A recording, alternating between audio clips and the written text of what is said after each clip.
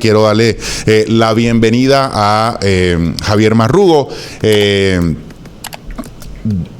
dirigente político de la ciudad de Vieja Data también y del Polo Democrático y perteneciente a esta colectividad del Pacto Histórico. Javier, buenos días, ¿cómo estás? Bienvenido. Buenos días, Yair, buenos días a todos. Muchas gracias por ofrecernos la posibilidad de darle un mensaje a los cartageneros y bolivarenses. Bien, ustedes, antes de entrar, por supuesto, a todo ese plan de escogencia de elegir a quien será ese candidato por el Pacto Histórico a la Alcaldía de Cartagena y a la Gobernación de Bolívar, quiero que hagamos un breve análisis quiero escuchar sus reflexiones o su punto de vista como parte del petrismo en la costa caribe y en específico Cartagena y Bolívar frente a todo el revuelo que ha suscitado estos recientes audios conocidos a nivel nacional por parte del ex embajador de Colombia en Venezuela, Armando Benedetti, que lideró, digamos, toda la campaña Petro presidente o Petro a la presidencia en la costa caribe, y donde habla de 15.000 millones de pesos conseguidos aparentemente de manera irregular o de dudosa procedencia, que sirvieron para conseguirle los votos en la costa caribe. Ustedes como que manejaron la campaña aquí en Cartagena y Bolívar, ¿qué puede decir sobre este particular?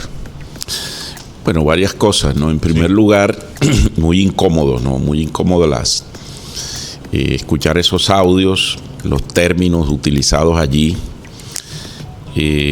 pero yendo al fondo con relación a la campaña en sí, la verdad es que por lo menos en Cartagena y Bolívar, el apoyo al entonces candidato Gustavo Petro lo notábamos en todos los sectores sociales. En el caso del Pacto Histórico, todas las fuerzas políticas allí estaban absolutamente decididas a elegir a Gustavo Petro como presidente, de tal manera que el tema económico nunca fue un tema angustioso para nosotros. Pues todo el mundo sabe que en términos generales el sector progresista mueve mucho más ideas que otras cosas, y sobre esa base había la suficiente motivación para movilizar a los cartageneros y bolivarenses para darle triunfo a Gustavo Petro, de tal manera que sobre ese tema exclusivamente económico como un asunto determinante pareciera que es lo que se concluye, pues nosotros podríamos decir que en Cartagena y Bolívar los miembros del Pacto Histórico, las bases del Pacto Histórico, no salimos a votar por plata. La gente salió decidida, es un acto de conciencia, a apoyar esta propuesta política. Es decir, obviamente rechazan de tajo cualquier insinuación que pueda llevar a decir que hubo plata para movilizar y comprar votos aquí en esa parte del Caribe. Totalmente. Eso en Cartagena y Bolívar no cuadran esas cosas para acá. ¿Cómo fue la articulación durante campaña entre ustedes, las bases del Pacto Histórico del petrismo en Cartagena y Bolívar, con Armando Benedetti? No, muy poca, realmente muy poca. Por ejemplo, nosotros en el caso de la coordinadora departamental del Pacto Histórico, que al final de la campaña hubo otros sectores que se sumaron a esa coordinación inicial que la empezamos hace 2 años. Al final hubo, podríamos decir así, como unos 3 o 4 grandes bloques que se sumaron a esto, pero la presencia, incluso yo diría que la ausencia, lo más notable fue como la ausencia de este dirigente en todos los sentidos, ¿no? Realmente nunca pudimos decir que dirigió todo un proceso político, económico, las cosas pues que básicamente necesitábamos, muchas fueron aportes que nosotros mismos y el pacto hizo, ¿no? Ok. Bueno, teniendo eso de presente, por supuesto, tengo que hacerle esas preguntas como dirigente del Pacto Histórico, del petrismo, esas caras conocidas del petrismo en la costa caribe frente a este fenómeno o este terremoto, esta implosión que se genera por esos audios que, por un lado, del gobierno han querido, digamos, han rechazado, digamos, estas declaraciones o este audio, este supuesto audio de Benedetti, también lo han de alguna manera descalificado por, como dijo el canciller Leiva, por como quién le va a creer a un drogadicto. Vamos, para cerrar este capítulo, Javier, ¿le hace daño sin duda o simplemente va a superar rápidamente este momento el gobierno del presidente Petro? Eso que él habla de golpe blando, ¿cree que forma parte, digamos, de esa sacada que le quieren hacer o que le querrían hacer sectores de derecha al gobierno Petro? Es una turbulencia. Sabiendas de que esta turbulencia es desde el interior del gobierno. Sí, precisamente iba a utilizar esa expresión. Es una turbulencia, obviamente, como cuando uno va viajando y alguien de la tripulación dice vamos a pasar por una turbulencia, pero en ningún caso va a afectar la seguridad del vuelo. Esto no va a afectar la seguridad del vuelo, vamos a llegar a nuestro punto de destino sin mayores problemas. Hoy estaba viendo temprana la información y uno ve cómo, por ejemplo, sigue bajando el dólar. Sí. El dólar está en 4.300 y en la negociación libre está en 4.000 ya. Eso es importante, entre otras cosas, porque significa nuestra relación con el mercado externo. No ha habido ningún pronunciamiento importante de los grandes inversionistas, y esa estabilidad macroeconómica creo que superará desde todo punto de vista estas cosas que, repito, como lo dije en un principio, son supremamente incómodas, por supuesto. Aún más, yo insisto en ese lenguaje utilizado, y que además pareciera que eso y ser costeño en alguna manera, en algún punto nos encontramos. Yo desde ese punto de vista tomo mucha distancia al respecto. Pero en términos generales, digamos que las grandes políticas van hacia adelante. El presidente lanza una iniciativa hace casi un mes con relación a precios, y el mercado nacional atiende esa recomendación, lo cual todo el mundo ha dicho que eso es inédito en la historia de este país. De tal manera que tenemos un líder, no solo en términos de un Congreso, que hay dificultades, por supuesto, sino que el sector externo está, digamos, con una buena atención, y el mercado interno con una respuesta extraordinaria. Yo espero que sigan habiendo esas respuestas de fondo con las políticas que se están implementando, que necesitan ser más conocidas y apropiadas por la población y por el propio pacto histórico. Aquí en Bolívar, apenas superemos esta situación de la elección de nuestros candidatos, vamos a entrar de fondo, digamos, a todo lo que significa la defensa de las políticas del gobierno con base en hechos muy concretos. Bueno, hay sectores sindicales que están llamando a las calles para este miércoles en apoyo a esas reformas que impulsa el gobierno y que se han visto afectadas por esta coyuntura, digamos, esta implosión que ha suscitado el tema de los audios. ¿Ustedes se plantean también salir a las calles el miércoles? Sí, mañana a partir de las 4 de la tarde nos vamos a concentrar en esa rotonda nueva que hay por ahí por la entrada del barrio La Esperanza, esa rotonda nueva que hay por allí, y de ahí saldremos, nos concentraremos y marcharemos hacia el centro. No, la marcha de mañana no está relacionada en nada con los ruidos estos últimos, con la turbulencia a raíz de los audios. Tiene que ver con sensibilizar a la población respecto a las reformas sociales que se están planteando, que están cursando en el Congreso con algunas dificultades. Yo creo que de lo que se trata indiscutiblemente es que hay una ciudadanía activa. Seguramente estaremos marchando por otras cosas.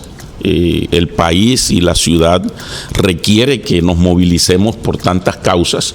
Esta es una de las agendas nacionales y seguramente habrán agendas territoriales sobre la cual sea necesario movilizarnos también. De tal manera que invitamos a toda la ciudadanía, absolutamente a toda la ciudadanía. Estos son 3 reformas muy importantes que no podemos considerar que van a ser aprobadas y nosotros sentados cada uno en la casa esperando que se aprueben. No, necesitamos movilizarnos, necesitamos sensibilizar para que ello sea posible. Yo creo que de eso se trata básicamente. Invitamos a todos los ciudadanos a que nos acompañen mañana a partir de las 4 de la tarde allí en el sector de Basurto hasta el centro de la ciudad. Esa convocatoria para mañana será un termómetro de cómo está la aprobación del presidente del gobierno Petro. Esto respecto también de las más recientes encuestas de firmas nacionales que hablan de un nivel de favorabilidad muy bajo.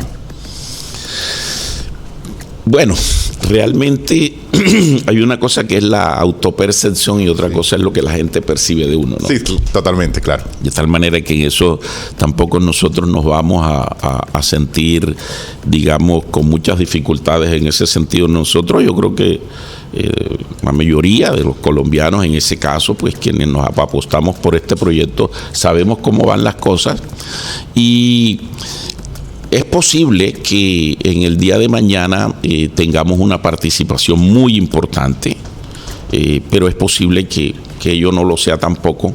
Pero en términos generales, como te dije anteriormente, en el pacto histórico, de alguna medida, la fuerza social es más importante, y hablo de la Central Unitaria de Trabajadores, hablando de fuerzas sociales, del Sindicato Único de Educadores, del Sindicato de ANTOC y de otros sectores sindicales. Durante este primer semestre han estado ocupados en procesos internos que de pronto no han permitido una mayor explosión desde el punto de vista del movimiento social. Sin embargo, tuvimos un alza muy importante el 1 de mayo. Algunas personas dicen otra cosa, pero particularmente muchos opinamos que nunca antes había habido un 1 de mayo con tanta participación sindical y popular como la que fue este año, y eso es una refrendación al apoyo del presidente y del gobierno del presidente Gustavo Petro y Francia Márquez. Bien, ¿cómo está redundando este ambiente político que enfrenta esa turbulencia, como usted bien le ha llamado, en las bases aquí en Cartagena de cara a estas reuniones que han tenido para elegir candidato único a la alcaldía y a la gobernación, para ir entrando ya a ese tema que por lo cual lo he también invitado al programa de hoy? No, la turbulencia todavía no ha sido motivo de conversación interna, te repito, porque hemos estado, digamos, un poco acelerando el paso para definir nuestros candidatos. Muchos opinan, y yo también lo creo, que esta decisión de candidatura hubiésemos debido tomarla hace 2 meses, pero bueno, cada organización tomó su tiempo que consideraba necesario para postular a sus mejores hombres y mujeres y ofrecérselos a Bolívar y a Cartagena. De tal manera que hicimos una reunión extraordinaria este sábado pasado en la sede sindical de los compañeros de la Unión Sindical Obrera, un sitio emblemático para todos los trabajadores de Cartagena, en donde muchas veces se han tomado decisiones importantes. Entre ellas, por supuesto, escuchamos a nuestros candidatos a la gobernación, a nuestros candidatos a la alcaldía de Cartagena y a varios postulantes al Consejo de la Ciudad también. Y en el día de hoy vamos a empezar a tomar decisiones. Hoy se reúnen para elegir quién será la persona que le pongan toda la fuerza por la alcaldía y la gobernación. Vamos a concentrarnos en principio de la alcaldía de Cartagena. ¿Quiénes son los jugadores? Siguiendo con este símil de aquí del béisbol, ¿quiénes son los jugadores y quién de todos esos podría salir al bate? Bueno, ¿o cómo va a ser la forma de escoger quién saldrá al bate? El día sábado escuchamos las exposiciones para el caso de los precandidatos a la alcaldía de Cartagena, de José Galvis, de Liner Campo y de Javier Julio Bejarano. Y las escuchamos unas 250 personas que habíamos convocado por parte de los 10 partidos, de las 10 organizaciones del Pacto Histórico. Y la verdad es que nos sentimos completamente complacidos, satisfechos de la seriedad, del compromiso, de las propuestas que hicieron, de la compenetración que tenían con las mismas. Es decir, se ve que nadie expuso algo ajeno a lo que había construido, sino que había sido construido por ellos mismos, seguramente con algunas asesorías, pero tuvieron la capacidad de explicarnos en qué consistían sus propuestas, y creo que tienen el suficiente liderazgo para llevarlo a cabo. Hay un tema de liderazgo, que es que el liderazgo no es una cosa íntima, el liderazgo es una cosa que tiene que ser externa, que se conozca, que se dirija. Sí, tiene elementos incluso que son abstractos, es decir, porque también juega ahí un poco de ese carisma con la gente, esa sabiduría para tomar determinaciones, entre otras más cualidades. Claro que sí. Y tengan la plena seguridad que entre esos 3 personas escogeremos la que a juicio y después de unas discusiones muy objetivas, muy serias, estaremos concluyendo y diciéndole, pues anunciándole a la ciudad, esta es la persona que hemos escogido. Hoy se conoce esa determinación. Hoy se conoce esa determinación, sí. ¿A qué horas más o menos? Y pues tenemos una reunión que empieza a las 4 de la tarde. No va a ser una reunión relámpago tampoco, porque tendremos que analizar varias cosas allí. Importante. ¿Sí?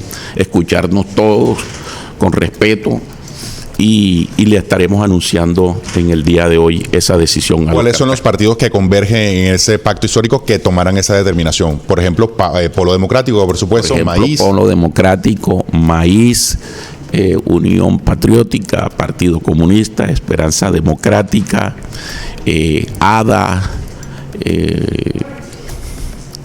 Movimiento por la Constituyente Popular, el Partido del Trabajo de Colombia, en fin, hay unas 9 organizaciones políticas de partido y organizaciones sociales en que tomaremos esa decisión. Y por el lado, perdón, segundo Paola, y por el lado de la gobernación de Bolívar, Germán Viana ahí. Bueno, igualmente el día sábado escuchamos a Germán Viana, a Luis Flores y a José Polo Puello. Al igual que para los candidatos a la alcaldía, tuvieron unas exposiciones muy buenas. Se ve que conocen bien el departamento en todo su territorio. Sí. Y pues nos convencieron de que está en capacidad de enfrentarse, porque a partir de la decisión de hoy se van a enfrentar entonces a las demás ofertas o propuestas que le han hecho otros partidos a la ciudad y al departamento. Esos son los 3. No podría yo afirmar si en el día de hoy agotaremos la decisión o tomaremos la decisión sobre gobernación. No lo puedo afirmar, pero sí es seguro. Está claro que hoy voy a tomar sobre alcaldía. Sí la tomaremos. Si alcanza, harán gobernación, pero lo más probable es que no, y se traslade a otro día, que puede ser que mañana o lo decidan hoy. Lo más pronto posible. Javier, para cerrar, digamos, este segmento ya. ¿Cree que, digamos, sería bueno para Cartagena que el gobierno local que quede, que empiece a trabajar a partir del 1 de enero del próximo año, sea afín al gobierno nacional, al que sea petrista, o independientemente de su línea política, la articulación es fundamental para la buena gestión, o para lo que se necesita, el apoyo que se necesita Cartagena por parte del gobierno central? Sería bueno por muchas razones, ¿no? En primer lugar, porque en términos generales Cartagena es una ciudad, digamos, muy vista desde el gobierno nacional. Sí. Y depende quienes asuman el gobierno territorial, habrá una mejor articulación con las políticas nacionales. Y no solo ya mejor articulación, sino quizás o seguramente algunas decisiones mucho más importantes, mucho más acentuadas que requiera la ciudad aquí. Por ejemplo, el tema del plan de desagües pluviales es un tema que eso requiere 1 o 1,5 billones de pesos. Que esa plata tiene que venir Claro, pero esa plata vendría si en el Palacio de la Aduana se pone al frente de ella una persona que cuente con la confianza del gobierno nacional, y no solo esa persona. Yo creo que de lo que se trata no es solamente llevar a alguien allá, sino a un equipo de personas que le dé la suficiente confianza al gobierno nacional con relación a que los recursos no vayan a ser, por ejemplo, dilapidados. Yo creo que el tema del manejo de los recursos es fundamental para que el presidente Petro, digamos, cumpla con esas promesas que nos hizo, y por eso creo que sí es supremamente importante que quien logre llegar al Palacio de la Aduana sea una persona conectada totalmente con el gobierno nacional. Bien, y a las bases petristas con miras, o a la ciudadanía en general también con miras a la alcaldía, ¿cuál es la reflexión y el llamado que les hace? Bueno, hay varias. La ciudad, la verdad es que cualquier candidato a la alcaldía podría decir, bueno, ¿por dónde empezamos? Sí.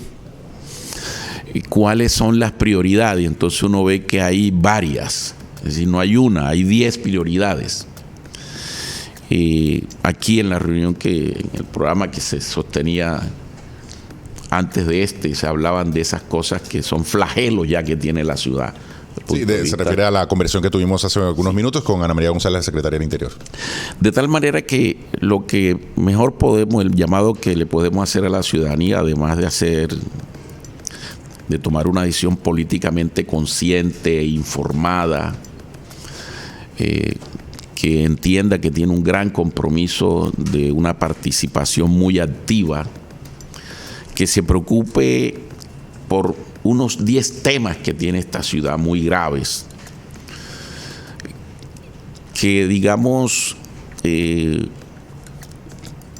nos crea, que nos conectemos y que esté muy vigilante de las propuestas que se hagan, para saber realmente si entre las propuestas y la capacidad de ejecución y su participación puede haber, digamos, un círculo virtuoso, por decir así, una alianza virtuosa que nos permita sacar a la ciudad adelante.